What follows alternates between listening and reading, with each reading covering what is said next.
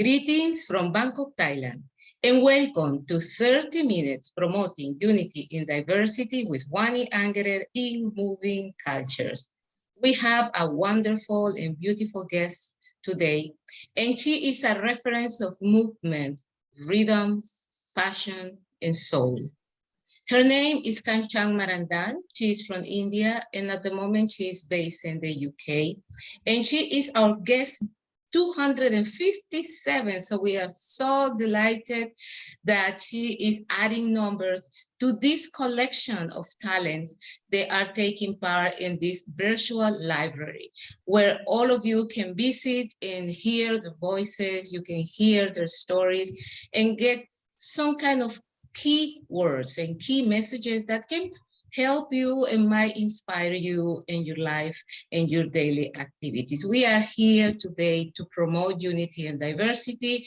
21st of May is the International Days of Cultural Diversity, and we're so honored to have a very international a list of guests during this weekend. People from Honduras, from the Garifuna community. We have Kanchan from India.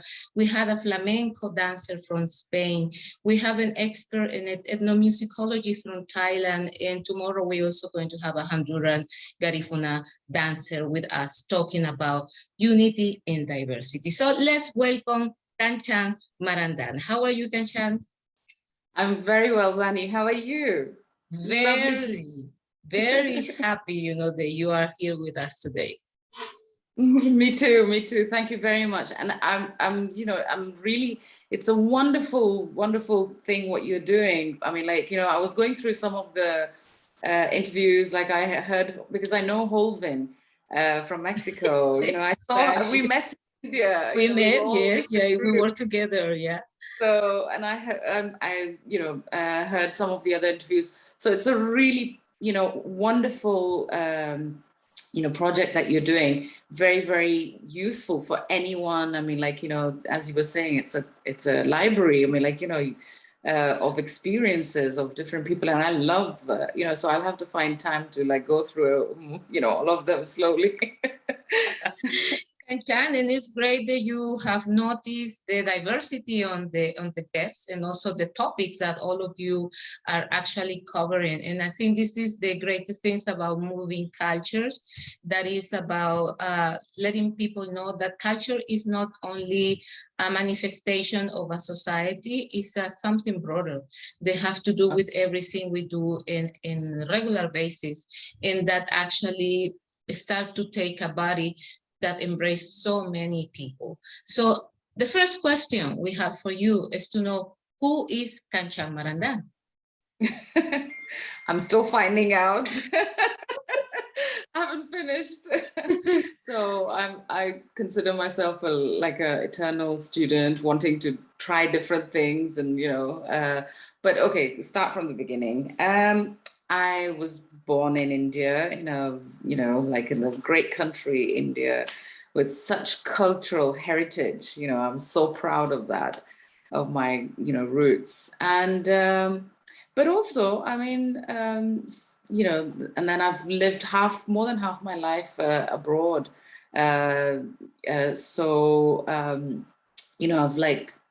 really grateful for all the experiences that I've got in life. So so it's a mixture of East and West, I think, which is a really good oopsie, I knew this was going to happen, sorry. There you go, because my iPad wasn't is that okay? Sorry about that. Can you hear me? Yes, I can hear you very well. I was just waiting for you to set the camera again. So you were telling us about this hybrid of cultures and also experiences that practically conform the person you are today. Kanchan, can you tell us a little bit about your upbringing and the influences of your ancestors, your parents, grandparents, and the rest of your family and community? Sure. So basically, I'm from a very there's no really references of anyone in culture, but I mean, some people, here and there were doing like music or things. My mom was a big influence in the sense that she encouraged me, my passion.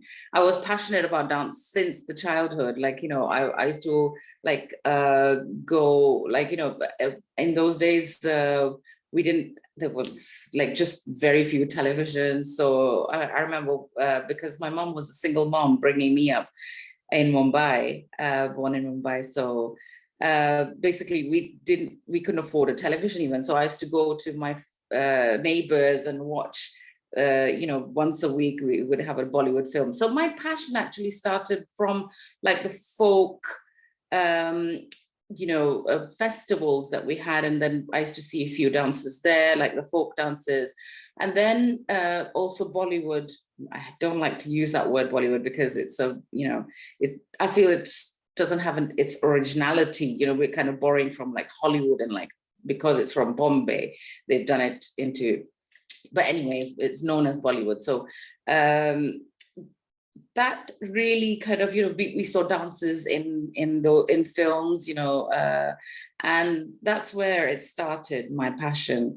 And then I used to watch a dance and then try to imitate, you know, like kind of copy it basically, or like, you know, do it again, try to do it again.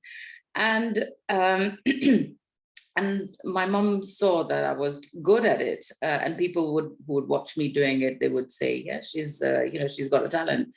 And then, so my mom pushed me to kind of encourage me to perform, and, you know, little performances, like, you know, say for like Republic Day, we have like cultural functions in India.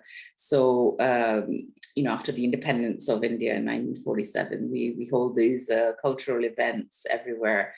Now, even abroad, we do that. So yeah, that's where it started, really, my passion. But I was, and I don't know, but it came from me that I wanted to learn classical dance. I mean, normally parents have to push children to do classical, you know, but I remember, like, I used to ask my mom, please, I want to learn a classical dance. I don't know where that came from, because I'm too young, you know, I was too young to remember where that influence came from. Whether it was in, you know, from inside it came.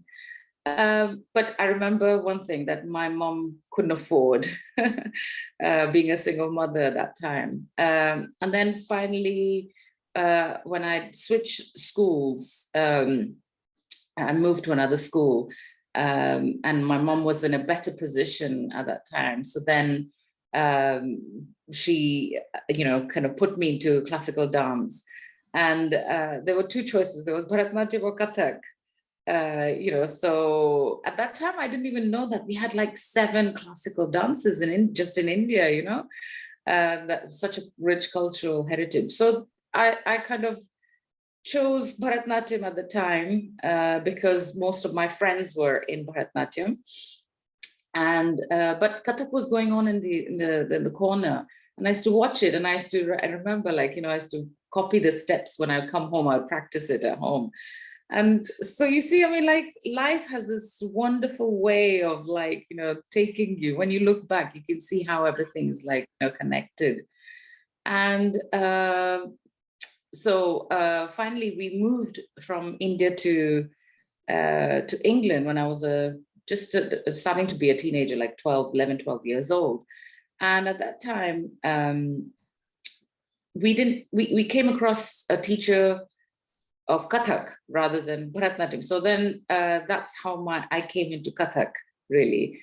And I was learning, I started learning Kathak in London.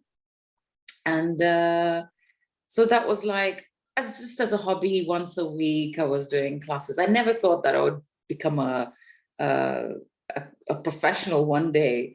And as I was saying, then from there, I went, my mom married me off. It was a arranged marriage. Really funny story in my life. I mean, we were in a sect, a spiritual, like a group. And in that, they married like Indian people to Western people so that we could share our cultural knowledge with them. And so I was married off to a French at 18, in France. That's how I found myself in France. And from then, when I was in France, it was at that time where I had to decide a career. And the French was so questioning me about my culture. And because I left at such a young age of 12 years old from India, I felt I didn't know enough about my culture. And there's so much to know. You know how rich Indian culture is. And I felt I didn't know anything or much about it to be able to answer these questions. And it, and there were so many things that we just kind of, in our culture, it was those times that we were not explained things. We were just said, so if we asked, why do we do this in Indian, in our culture, it was oh, just do it, there wasn't that explaining like we have now, how we explain to the next generations. We just picked up things and we didn't question why.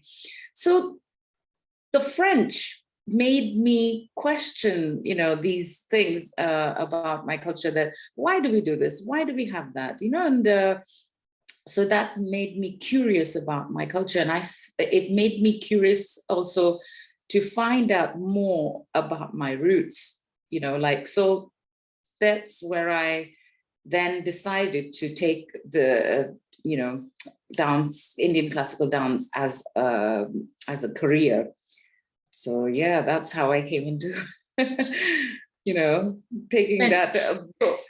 Sorry. Kanchan, just going back into knowledge, that Yes. the capacity to really connect with your inner self is started to take place when you move from your own personal space and get forced by other communities to answer questions. And Yes. how was that feeling of connecting with your inner self? Because you had to do a personal journey in order to be ready to answer sometimes difficult questions. Yes, absolutely. Well, I had to, so then just let me come back a little bit, what made me decide also to become a classical dancer. So all this is going on when I was in France, about 4 or 5 years I was there. And I saw Madhavi Mudgals' performance. Madhavi ji also, beautiful Odissi dancer. So when I went to see her performance, I was just completely blown away. I went backstage and I talked with her and I said, I want to be a dancer like you, So she said, well, come to India, she said, so I said, I've been doing Kathak. So she said, yeah, you should, carry on in Kathak. So that's where it really started, where because I was in France, I was getting all these questions from everyone. And and there were other personal things going on in my life as well, with my sister being in India alone because my father had passed away. So I had to I felt so then I started kind of thinking whether if I want to do a professional dancer, I felt it wasn't enough what I had. So I had to learn a bit more. So I thought, well, I could either come to England, but it would be the same sort of once a week, or I wouldn't get the full cultural, I felt, so, and the second choice was India. But if I go to India, it's not like next door, like England was from France, I would have to go for a few months. I was married at the time. So then that decision of taking, so I had to sit with, my but at the moment, we're not together anymore for this reasons. But at that time, my ex, he encouraged me because he wanted, he was also an artist. I mean, he used to play double bass and cello, classical, Western classical. So he couldn't be a professional in that. So he encouraged me to be a professional.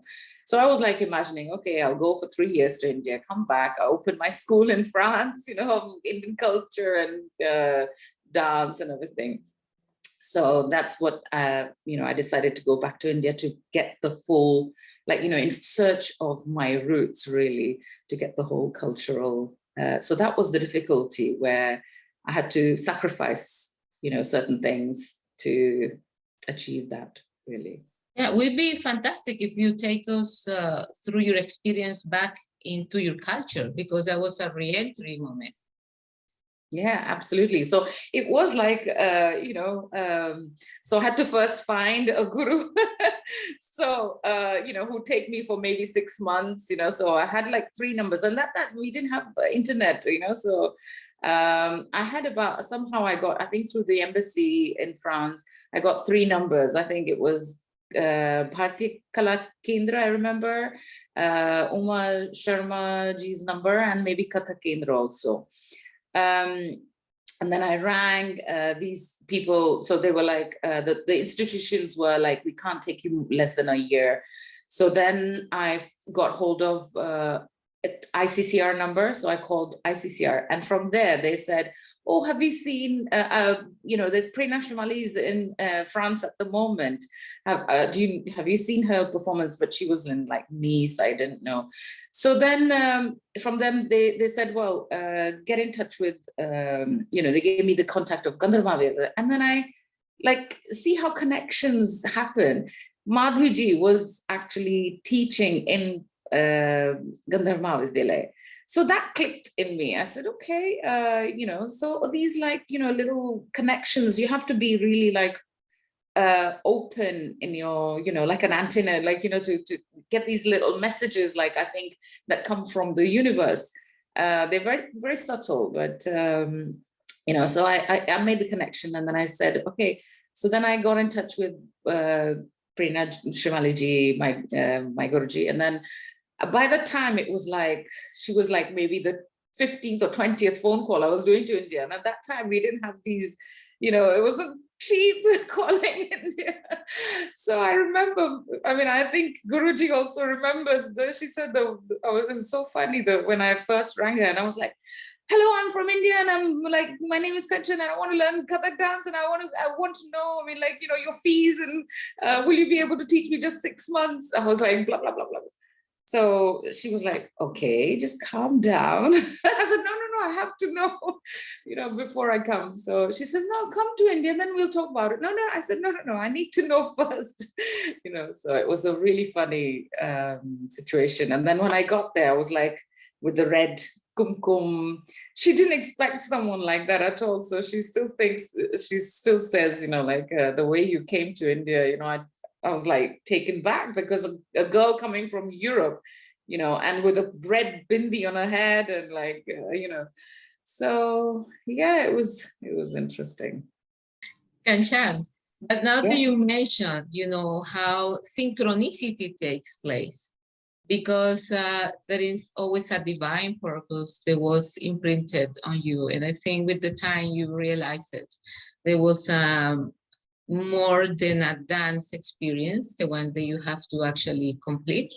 It was like a journey of spirituality for your own person and for your students. I have the privilege to be also one of your students, and you practically introduced me to rhythm, because for me, going to the Kathak classes was not only for the dance. Do you remember I stayed in the you taught me a couple individual classes. It was mainly to understand the talas.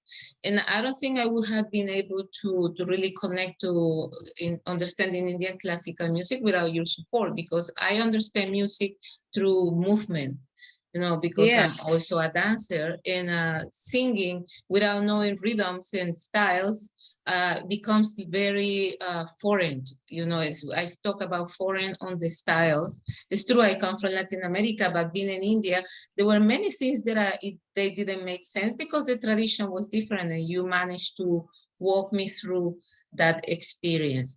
And coming back to this specific information about Indian classical art, because there is not only about dancing, it's so many other elements together, because when you're a dancer, it's very holistic approach. Let's talk first about the 7 Indian classical dances. You know, you can probably let us know a little bit what is the difference between all of them? Well, I'll try in short because you need like a whole another, and I don't feel like I'm an expert on the other dances. I can just maybe give you a little background. So I think now there's maybe even 8. At that time there were 7. But I think now Chow is added, since I've left India, I'm not 100% sure. So basically, to give you the names and maybe the regions, do you want me to give the regions where they come from as well? Okay, so I'll start with Kathak because Kathak's the one, that's dear to my heart, obviously, because I've been doing it. So Kathak represents the north of India. Kathak has like 4 different schools of, so the 2 main are Jaipur and Lucknow Gharana, and there's Banaras and Raigad as well. That's why they say it's like the north of India. It represents the north of India. It's not just one state of India, but all the others, they generally come from a state of India, okay? So then you have, something similar people get mixed up with is Kathakali and Kathak. So Kathakali is a totally different, it's more theater-based. It's from Kerala, south of India, the state of Kerala. Mainly, before it generally was done by men, only men, because it's a very rigorous, training and, but now, so it's a challenge for women have been going in. I know there's a French lady who, I don't know her name exactly, but I know I've heard a few women, going into Kathakali. Then you have Kerala is the only state with 2 classical dance forms. You have Mohiniyattam. It's a very gracious kind of dance form, and that's generally done by women as well. So I haven't seen any men doing Mohiniyattam yet. So I think it's a really nice balance, that Kathakali is by men, and then you have another one for women, which is Mohiniyattam. Then going up a bit north, Tamil Nadu, you have Bharatnatyam, obviously, Kuchipudi from Andhra Pradesh. Then you have going up to the east side, Odisha, you have Odissi. Manipur, you have Manipuri. And I think now is Chow as well. Added to the classical dances. So that I'm very proud of, this fact that, India has such a diversity and like richness in everything. Like we've just given an example of the dance, but there's so many other things like musical instruments and what you were talking about, this connection between art forms. There's a wonderful story I'd heard while I was in India training to be a classical, artist, that many years ago there was a king who wanted to learn an art form. So I think it was something dance, and he went to a dance teacher, and the dance teacher sent him to say, well, you need to learn music first. So he went to the music teacher, guru, and the music guru said, you need to learn, like poetry or some other form. So poetry went, then no, you need to learn art, like, painting and things, so it showed me that all these, art forms are connected. As you said, you've done singing and some dance form, but when you came to India, like, there was so much more to learn, and these connectivities in between. So that's how I felt like, so I think I made the right decision of going to India, because then, and in Gandhar Mahavidyalaya, then I went, so my Guruji also said that you have to, like, learn. She encouraged me to learn like music, like they did because my Guruji learned in Kathak Kendra, and they had classes of like tabla, music, vocals, and harmonium and things like that, So I tried to do that in Gandhar Mahavidyalaya. So I joined vocal, music under Kuntal Bhaumikji. And she just made me fall in love with, singing. I used to just have lovely, wonderful time, with her. And yeah, so okay. We're going to bring some images to the screen so you can walk us through. Yes, this is our presentation. Yeah. Okay, so we have some media coverage of your activities. Yes.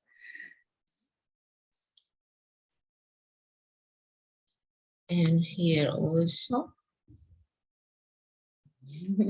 These were in India. Okay, so Memory. what happened in here, Kanchan?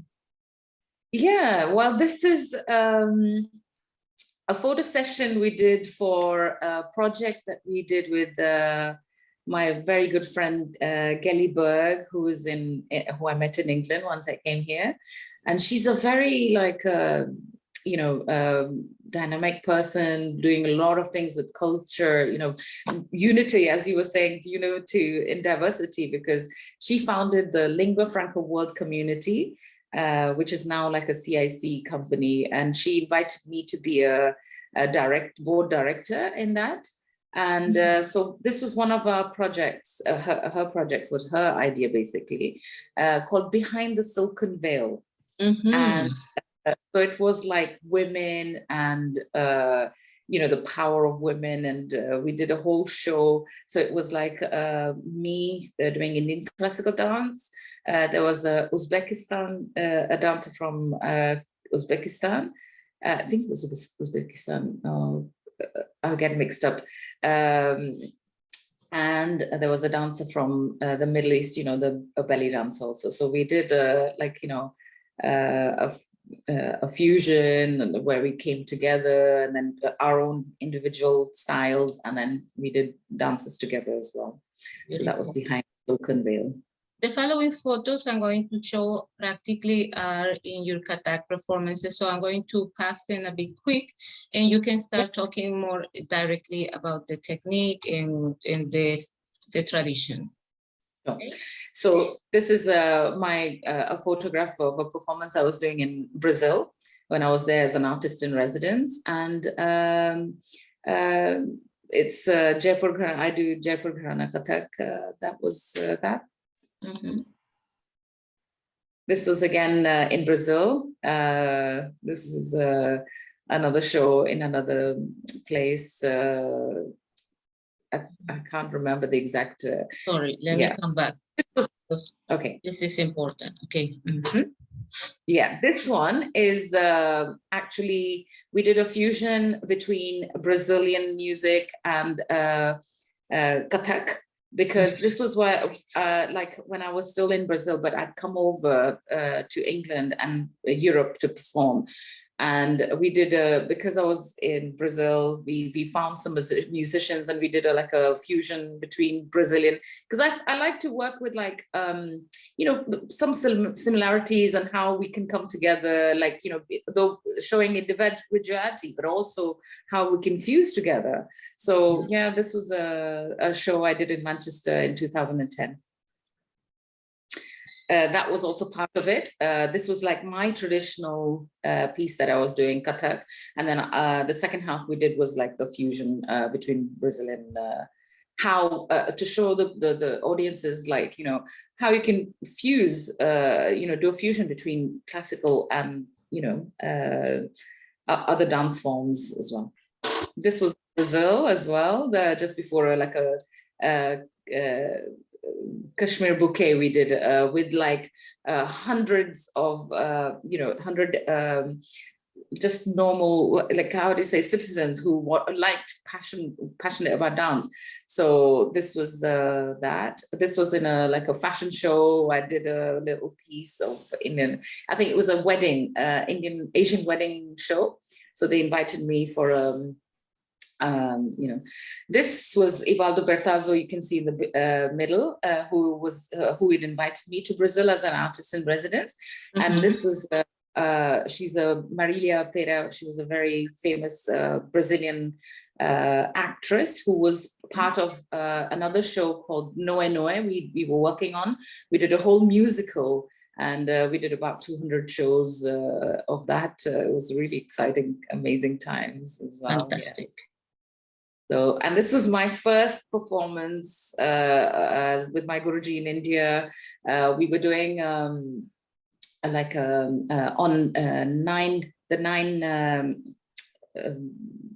the planets basically, and this was the Saturn. I remember with the spins, so it was beautiful.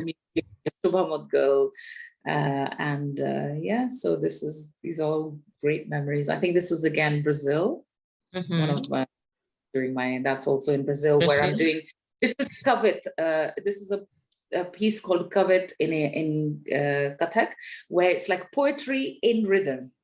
So this is about like the journey of Ganga, starting where it starts from. So it's basically Kuram pe kol kol. It's like there's the tortoise, so I'm showing the back of a tortoise, and on that you have the Sheshnag. So it's a long, it's like the journey of Ganga.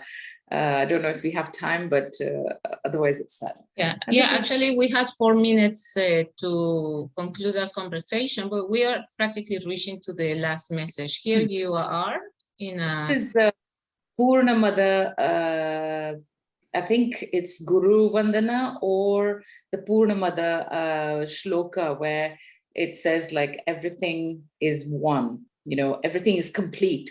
Like, and when you take something out of completeness, it still stays complete. Like, so it's a very, very strong shlok in Sanskrit called Purnamada, Purnamidam, Purnartha, Purnamudachyate, Purnamevam Madhaya, Purnamevam Vashishyate. I'm sorry, maybe I've got it wrong in the middle, because I've just been taken kind of by surprise. But it's basically, this is like, when you take something away, but like from zero, it's still complete, Okay, so this is a mudra. And with this one, we close the images.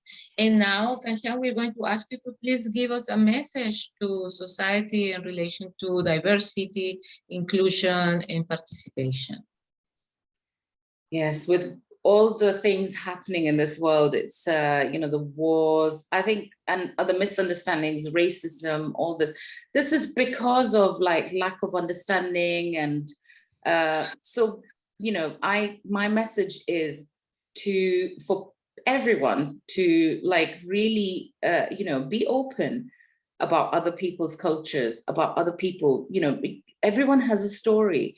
Be respectful towards each other, because you don't know what they've been through and how they've come there. Everyone has a story, and you're doing a great job by talking to lovely artists and historians, and it's really a treasure hole of it's like a library you're creating of people's experiences. And my message is just to be more tolerant, be more understanding, really encourage the next generation to be more respectful of cultures, be proud of your heritage, of your culture, but also at the same time learn about other cultures. I learned a lot through traveling, and met so many different people, including yourself, and you learn from everyone and everything. So just be open.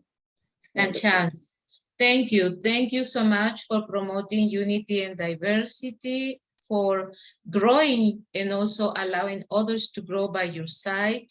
And thank you for celebrating life and love for humanity. So I send you a big hug from Thailand. Virtual hug. And looking forward to see you in the near future, Kanchan. So musical kisses. Lovely seeing you, and keep up the good work. Bye. The same, Kanchan. Thank you. Bye-bye.